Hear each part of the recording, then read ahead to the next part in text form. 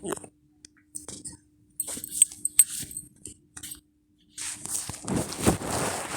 दोस्तों, नमस्कार। शारदा चैनल में आपका स्वागत है। आज मैं आपको दुर्गा सप्तशती में रक्त बीज के संहार की कथा सुनाने जा रही हूँ।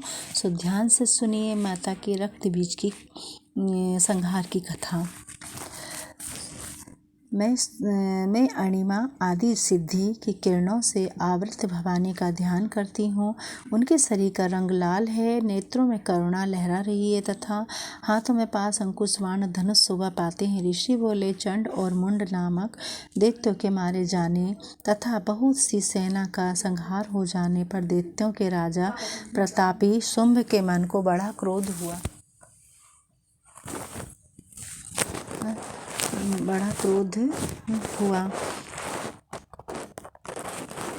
और उसने दैत्यों की संपूर्ण सेना को युद्ध के लिए प्रस्थान करने की आज्ञा दी। वह बोला, आज उदा युद्ध नाम के 86 दैत्य सेनापति अपनी सेनाओं के साथ युद्ध के लिए कूच करें।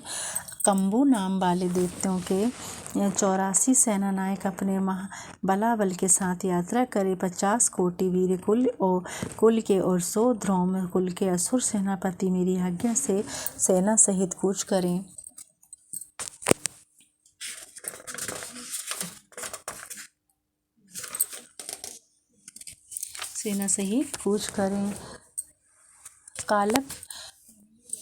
कालक दुहार्द मौर्य और काल के असुर भी युद्ध के लिए तैयार में होकर मेरी आज्ञा से तुरंत प्रस्थान करे। भयानक शासन करने वाला असुर राज शुंभ इस प्रकार आज्ञा देकर सहस्त्रों बड़ी बड़ी सेनाओं के साथ युद्ध करने के लिए चला। उसकी अत्यंत भयंकर सेना आती देख चंडिका ने अपने धनुष की टंकार से पृथ्वी और आकाश के बीच का भाग गुंजा दिया।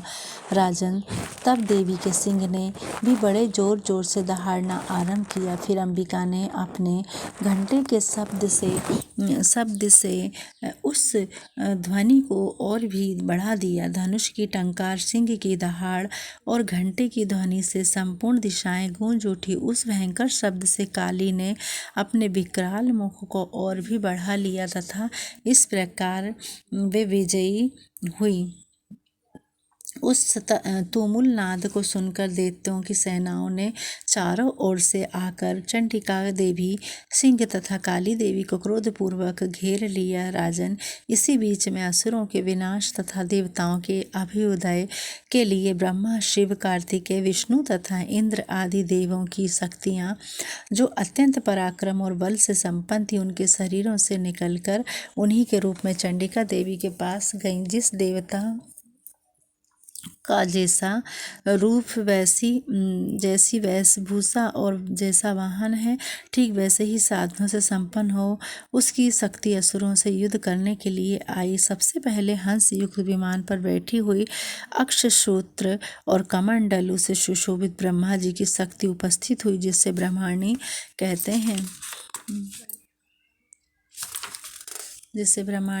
हैं। महादेव जी की शक्ति वृषभ पर आरूढ़ हो, हाथों में श्रेष्ठ त्रिशूल धारण किए, महानाग का कंकण पहने, मस्तक में चंद्र रेखा से विभूषित होकर वहां आ पहुंची। कार्तिकेय जी की शक्ति रूपा जगदम्बिका उन्हीं का रूप धारण किए श्रेष्ठ मयूर पर आरूढ़ होकर हाथ में शक्ति लिए दैत्यों से युद्ध करने के लिए आई।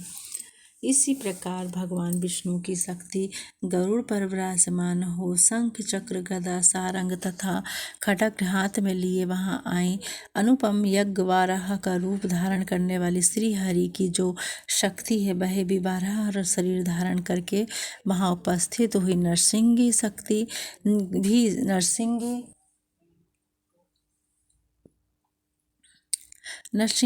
भी नरसिंह के समान शरीर धारण करके वहां आई। उसकी गर्दन के बालों के झटके से आकाश के तारे बिखर जा रहे थे। इसी प्रकार इनकी शक्ति ब्रज हाथ में लिए गजराज ऐरावत पर बैठकर आई। उनके भी सहस्त्र नेत्र थे। इन्हीं इंद्र का जैसा रूप है, वैसा ही उसका भी था। तदंतर उन देव शक्तियों से घिरे हुए महादेव जी ने चंडिका से कहा, मेरी प्रसन्नता के लिए तुम शीघ्र ही इन असुरों का संहार करो। तब देवी के शरीर से अत्यंत भयानक परम उग्र चंडिका शक्ति प्रकट हुई, जो सैकड़ों गीदड़ियों की भांति आवाज करने लगी। उस महापराजिता देवी ने धूमिल जटा वाले महादेव जी से कहा, भगवान आप शुंभ निशुंभ के पास दूत बनकर जाइए और उन अत्यंत गर्वीले दानव शुंभ एवं निशुंभ दोनों से कहिए, साथ ही उनके अतिरिक्त भी जो दानव युद्ध के लिए वहां उपस्थित हों उनको भी यह संदेश दीजिए, देतो यदि तुम जीवित रहना चाहते हो तो पाताल को लौट जाओ, इंद्र को त्रिलोकी का राज्य मिल जाए और देवता यज्ञ भाग का उपभोग करें।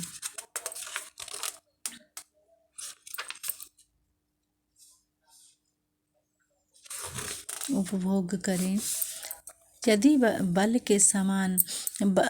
बल के अभिमान में आकर तुम युद्ध की अभिलाषा रखते हो तो आओ, मेरी योगिनियाँ तुम्हारे कच्चे मांस से तृप्त हों। चूंकि उस देवी ने भगवान शिव को दूत के कार्य में नियुक्त किया था, इसलिए वह शिवदूती के नाम से संसार में प्रसिद्ध हुए।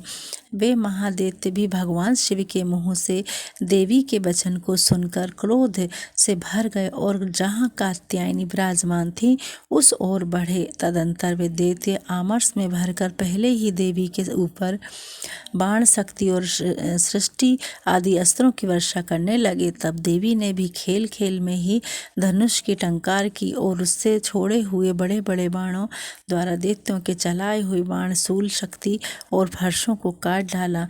फिर काली उनके आगे होकर शत्रुओं को शूल के प्रहार से विदीर्ण करने लगी और खड्गवांग से उनका कचूमर निकालती हुई रणभूमि में विचरने लगी। ब्राह्मणी ने भी जिस और दौड़ती उसी और अपने कमंडलू का जल छिड़क कर शत्रुओं के ओज और पराक्रम को नष्ट कर देती थी। महेश्वरी ने त्रिशूल से तथा वैष्णवी ने चक्र से और अत्यंत क्रोध से भरी हुई कुमार कार्तिकेय की शक्ति से दैत्यों का संहार आरंभ किया। इंद्र शक्ति के प्रहार से विदीर्ण हो सैकड़ों दैत्य दानव रक्त की धारा बहाते हुए पृथ्वी पर सो गए। 12 ही शक्ति ने कितनों को अपने धुनून की मार से नष्ट किया। दाढ़ों के अग्रभाग से कितनों की छाती छेद डाली तथा कितने ही दैत्य उसके चक्र की चोट से विदीर्ण होकर गिर के पड़े। नरसिंगी भी दूसरे महादैत्यों को अपने नखों से विदीर्ण करके खाती और सिंहनाद से दिशाओं एवं आकाश को गुंजाती हुई युद्ध क्षेत्र में विचरने लगी। कितने ही असुर शिवदूती के प्रचंड अट्टहास से अत्यंत भयभीत हो पृथ्वी पर गिर पड़े और गिरने पर उन्हें शिवदूती ने उस समय अपना ग्रास बना लिया। इस प्रकार क्रोध से भरे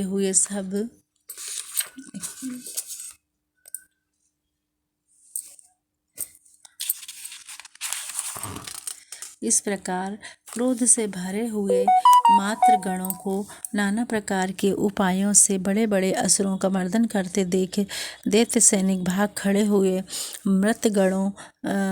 मात्र गणों से पीड़ित दैत्यों को युद्ध से भागते देख रक्तबीज नामक महादैत्य क्रोध से भरकर युद्ध करने के लिए आया। उसके शरीर से जब रक्त की बूंद पृथ्वी पर गिरती तब उसी के समान शक्तिशाली एक दूसरा महादैत्य पृथ्वी पर उत्पन्न हो जाता। महाअसुर रक्तबीज हाथ में गदा लेकर इंद्र शक्ति के साथ युद्ध करने लगा। तब ऐन्द्री ने अपने ब्रज से रक्तबीज को मारा। ब्रज से घायल होने पर उसके शरीर से बहुत सा रक्त टपकने लगा। उसके शरीर से रक्त की जितनी बूंदें गिरी उतने ही राक्षस उत्पन्न हो गए।